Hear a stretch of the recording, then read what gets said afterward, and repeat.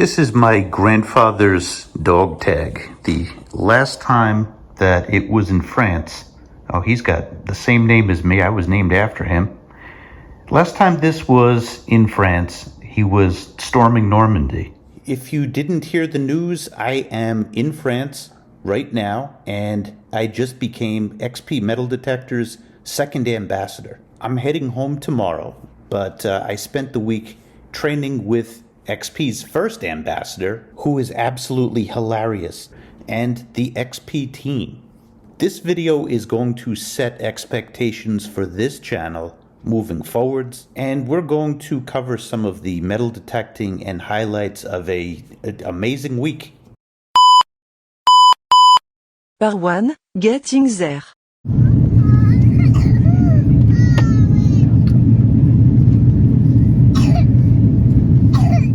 Yeah, this is what you call bribery. Dear fellow passengers and wonderful flight crew, hi, I'm Gia. I'm just 20 months old, and this is my very first time on an airplane. Homegirl was screaming her head off since New York. I'm gonna summarize it. The parents, bribed us and gave us candy because they know most of us have been there, but didn't help us sleep. Then I landed in Amsterdam and walked through a multiple choice equation. And I was like, Meryl, this is an intelligence test and you're going to pass. You're going to get to Toulouse, France and XP headquarters. Amsterdam was nice. As far as I could tell, all of the cars kind of looked like Legos, but nice place. I only saw the airport, but I'll be back. So I get a sandwich and apple pie and then head to the bathroom, and it's got Sean Connery quotes everywhere. Then I see the sushi unlock guy. I know it is a sign from up above that I made the right choice. Then I get on a plane and fly into Toulouse, France. Gia was not on the flight, so I got some good sleep time, but I caught the landing. Toulouse, France is known as the Pink City, and it has the old world charm, but it also has a tech hub. Airbus is headquartered in Toulouse, France, and I saw a beluga. When Airbus builds planes, it uses belugas to move around the various parts, including airplane fuselages for planes as big as the A380. Here it is. There it is. Wow. And I also saw an old friend. That Concorde flew over New York City so many times. I miss it. Partout, the ninja of Castanet. Becoming a brand ambassador has got me thinking about my practice as a metal detectorist. People are going to be coming to me for answers, and I have to be prepared for that. Fortunately, I participated in a lot of testing. So, tell us how your trip to XP's gone, Meryl. It's been incredible. I've learned a lot. I've met the people that make the detectors that really resonate with me, and it's a great learning experience. And what have you learned about the Extreme Hunter? What do you think to that? It goes extremely deep, and in terms of keeping it close to the ground, the further away, for bigger objects, it can handle that. It blew my mind when I saw the Extreme Hunter being tested. Gary was carrying it on his shoulder, and we're talking about stuff feet deep in the ground, 6, 7, 8 feet. There was no problem getting that signal at that depth. Incredible. So the real tip here,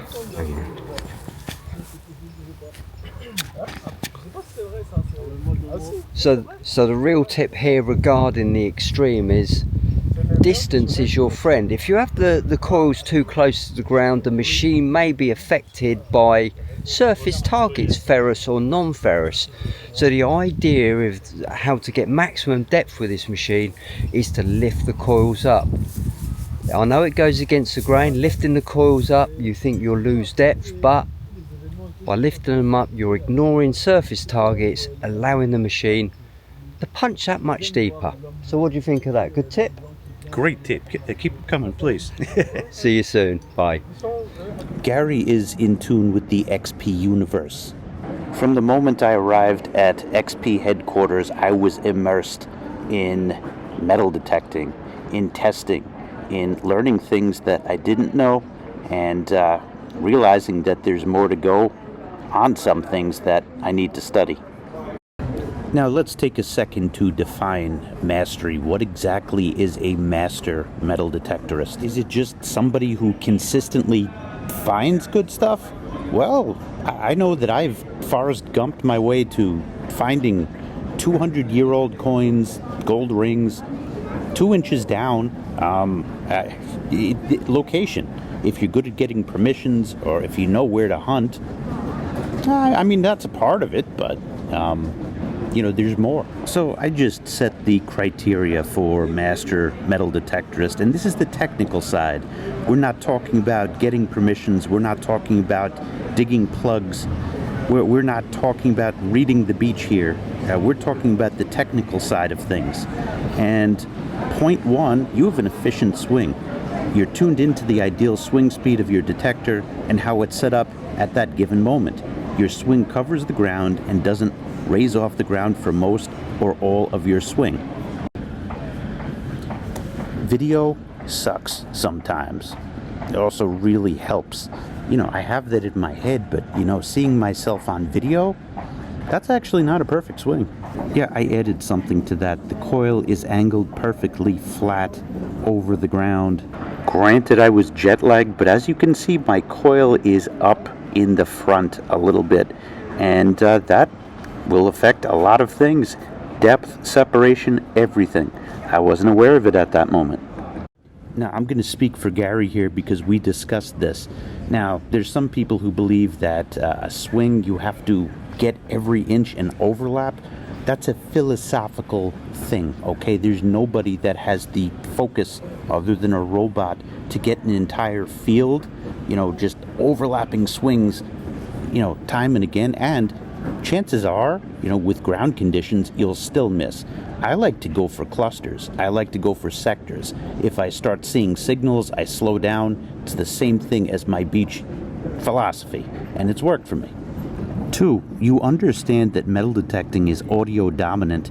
Target ID can be a good visual inference, but it is less credible information than what you hear.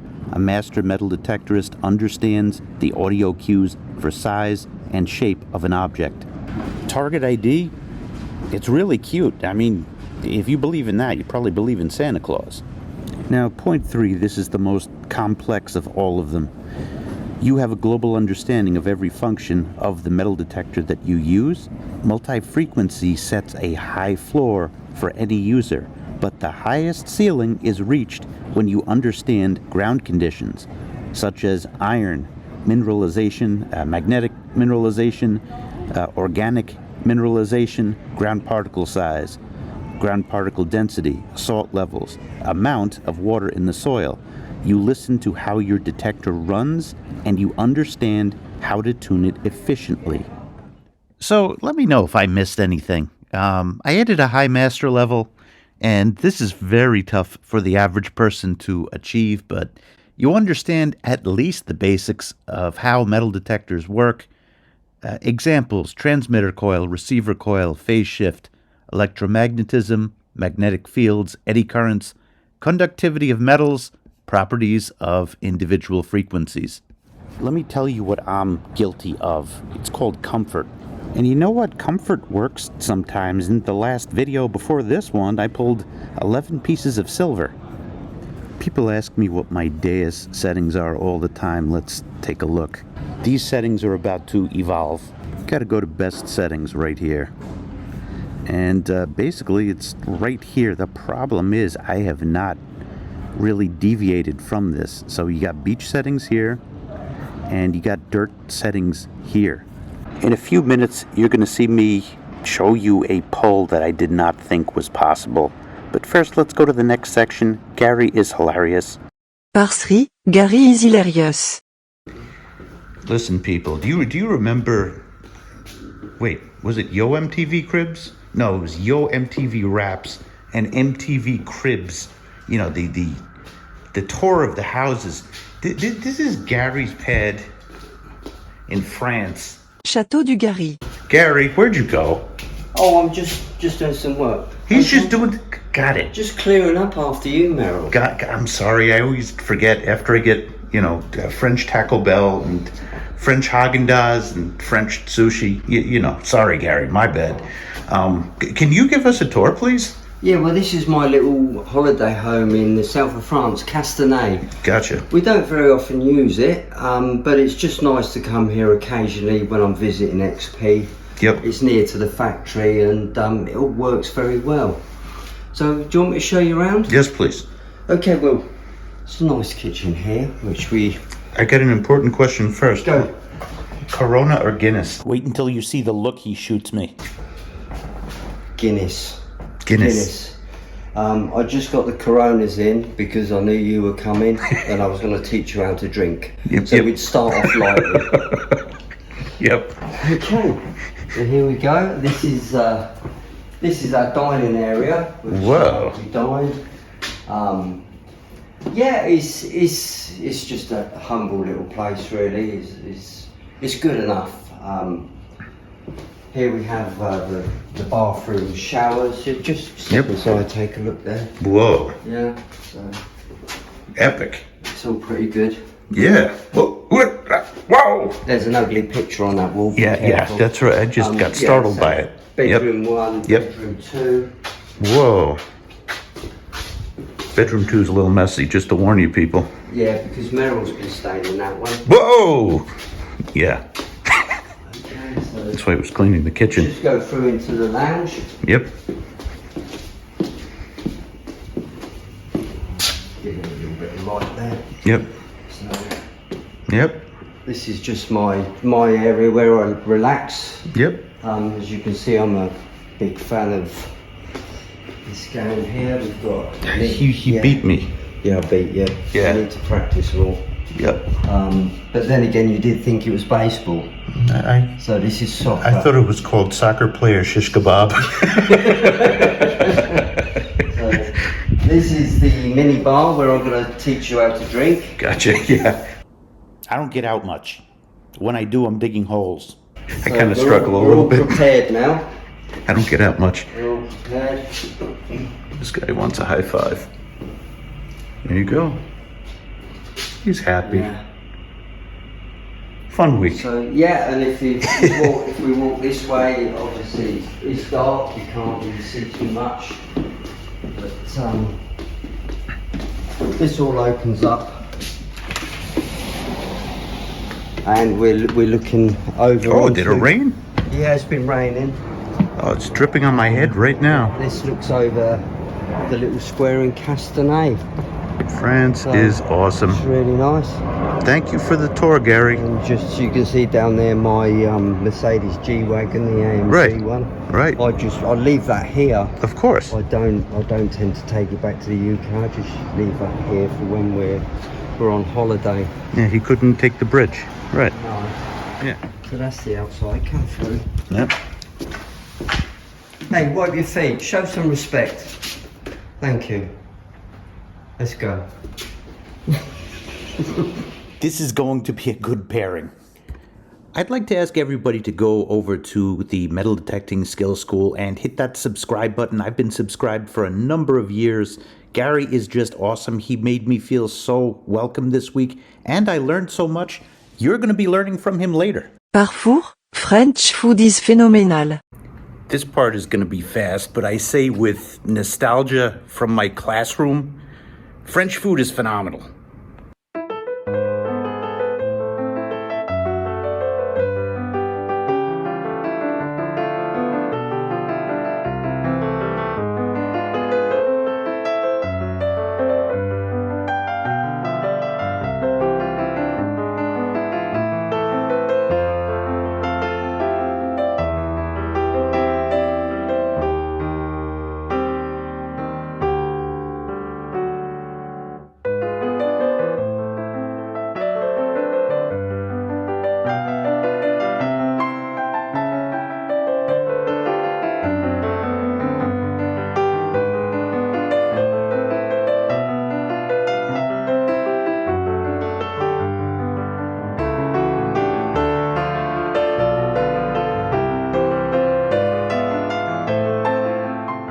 And what truly blows my mind is even McDonald's is phenomenal in France. It's so different.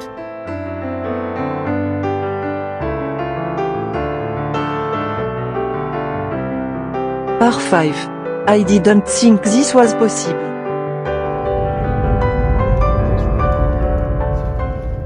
The XP team knew that I love beach metal detecting, so they made some time to go across the country and do some beach metal detecting and testing. Metal detecting in front of Dune du Palat. I will tell you all about that. We're a little further away. The main structure is down there. But for understanding beach metal detecting, you want to understand Dune du Palat. There's Gary. This is going to be awesome. La Dune de Pilat is the biggest sand dune in Europe. It's located at a beachfront that is on the French coast. It is a fascinating formation that has been here for a very, very long time, and it is believed to be pushing inward. As in, the sand is coming in onto the beach from out in the sea. In earth science, long winds are called the fetch. And as you can see here, the jet stream probably comes through here and pushes a lot of sand onto the beach. Look at this ripple trough we have going on here. And we've got some waves that are churning in the background. It's low tide right now. And we're in a spot that is not really frequented. There was a forest fire that happened in France, and this is an area that it's a little bit less volume, but we just got here, and looking around, we're gonna see what we get. Go, go, go.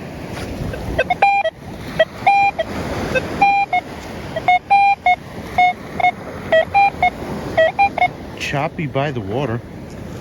Very close to the water. Yeah, that last signal turned out to be a little piece of debris, slightly small piece of metal. Now look at this long flat area right here. I'm kind of seeing a hump of sand right up in here. I think, although the waves sure look common right now, oh hello, I think back might be good here, but we're gonna do our V shapes because we don't know. As for the ripple trough, you see something like this, you just get in there. I just needed to satisfy my urge to get close to the sea. I walked down, but I'm gonna be really focusing here and back. That's my guess. Oh, listen, I don't know where I'm gonna be focusing. I'm gonna be doing V shapes back and forth just to see, and we're gonna take data based on where we find the signals. And then that's where we can shift our focus. Bro, if this can be pushed back this far, I think this would be part of a shipping container that got dropped out at sea. Look how far away we are from the waves. I think I'm gonna focus back.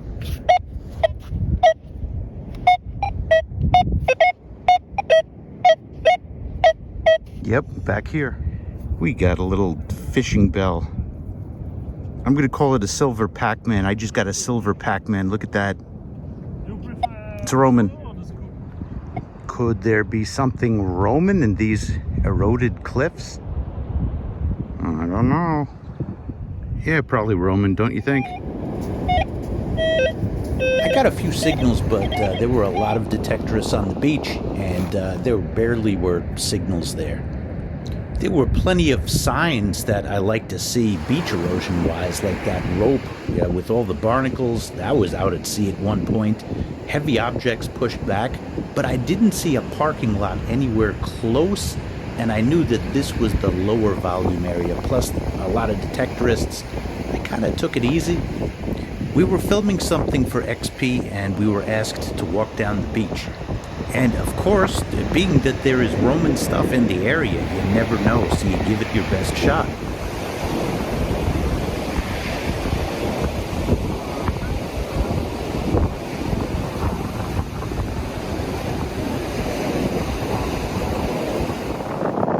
This man is a genius, folks, and hopefully, if it's okay with you, sir, can we interview you? Oh, my English? He's better than my French. Ah, okay. Yes, I find this in the black sand with the magnetic accent. Oh my goodness. Now this was after you found a staple. Thanks, Gary. Uh-oh, tides are trying to get me. This is after he found a staple in the black sand. That piece of jewelry was not the impressive pole. Wait till you see it. And yes, we're going to give the settings. It's very difficult because the accent, mask and signal. But with these two, you can find Hi, Gary. this. Sorry. Okay, focus. That was at me. That wasn't at you. Think about this. He just pulled a iron object, a tiny iron object, in the midst of black sands. You need a sensitive program to do that. Not only do you need a sensitive program, you need an ear. You need to be able to differentiate little difference in the noise from the noise of the ground. Wow, that is a major league pull right there. It's same a gold chain. Yeah. Very, very small. So Je montrais, ça dans le sable noir là-bas. That's what I wanted to talk to you about, because I've been fortunate enough to find big gold chains, but I struggled with small gold chains. My jaw dropped when you pulled that in the black sand. Actually, on the way back, we're going to take a look at the area that he pulled that from. That is absurd. So this is the high black sand area that Cedric pulled that, I called it a staple. It's not a staple, maybe a pinhead from. What? Like, I'm sorry, if you know metal detecting, that's an impressive pull. Anybody could like Forrest Gump on a gold chain, okay? I've Forrest Gumped on a gold chain, you know, really big one, heavy one. That's absurd. That's really absurd. Now, I put the program into the dais, or actually I saved it when I was at the beach, and just to show you, we're trying to replicate this. And we got a gold chain here. This has never shown up on any detector because it comes up as ground. But look at this. This is perhaps even a little bit bigger than the piece that I saw on the beach that day. But it's iron, you know, just like that little fragment. And this is such a sensitive program that something like this, we'll cut this in half again.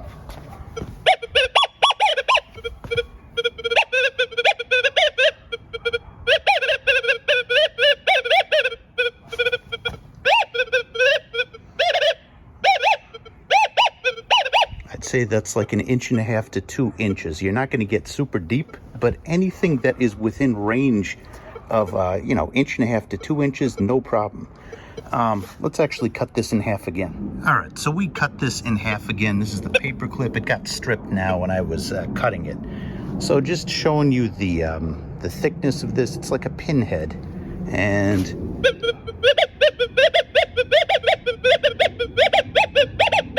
no problem with this program, and it's pretty amazing. Now, here's the thing. This, I was hoping that it would, we'd be able to hear it well, but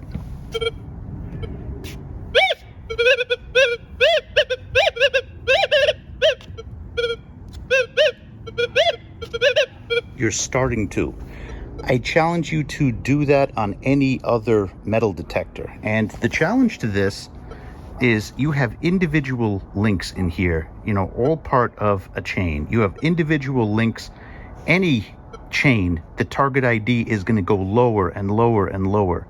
And this is too similar to ground to be differentiated. This is the closest that I have ever seen. And yes, you have to ball it up.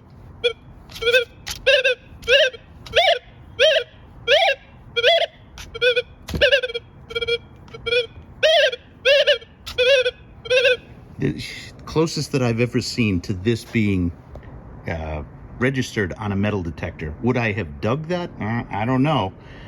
It depends on how much stuff is in the area, but that's the closest that I've seen. And just for the sake of a size comparison, you got the chain here, you got the penny, and you got these two split paper clips here. And here's the chain not balled up.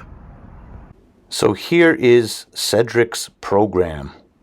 This is a friendly reminder to please support my channel. 70% of the viewers are not subscribed. Please help me out. Hit that subscribe button. Thank you.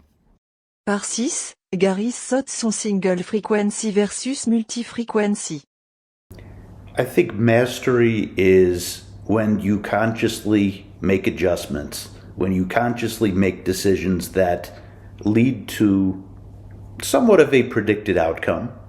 Metal detecting, you never could predict what you're going to find in the ground, but you can react to certain situations. And Gary told me something really interesting.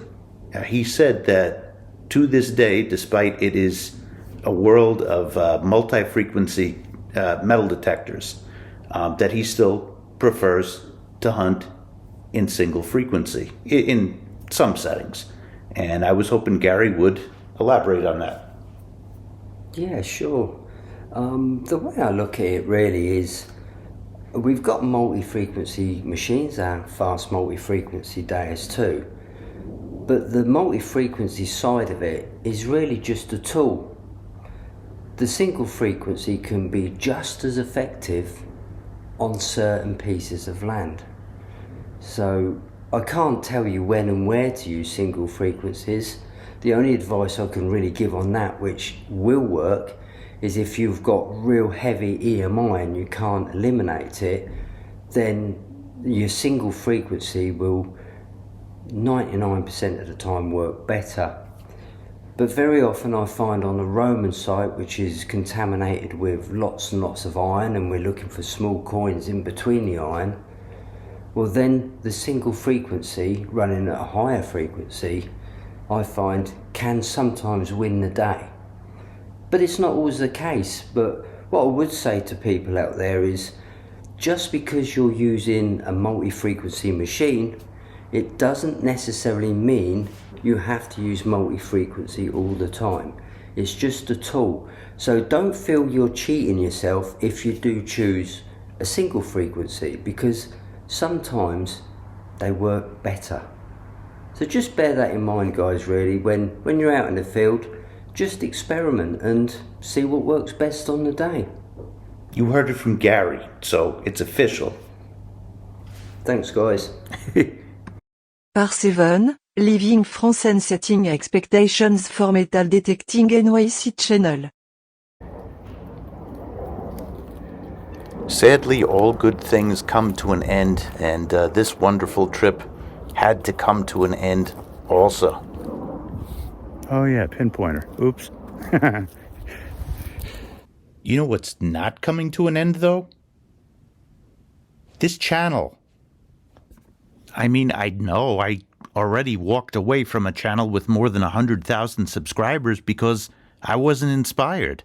Metal detecting is what I do. It's what keeps me sane. That's why I do it. I love to make holes in the ground and find stuff. It is phenomenal. I've seen the comments. I'd say 80% of them were positive, but there's 20% that's not thrilled that I'm not, rating metal detectors anymore. Staying happy with your life and what you do is something that you actively need to work on. When an opportunity comes about that you're really excited about, why not take it?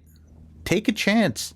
Take the opportunity. I taught myself how to paint at 20, and I taught myself how to rap at 40. God knows what I'm going to be doing when I'm 60. As for the future of this channel, who knows? I do what my Rice Krispies tell me. I've written a musical here. I've gone mudlarking. I've invented metal detecting rap. We have fun here. I really enjoy doing this, and it's going to be more of the same. Stick around. But now I get to work with brilliant people and really refine my craft as a metal detectorist, and I'm really, really excited.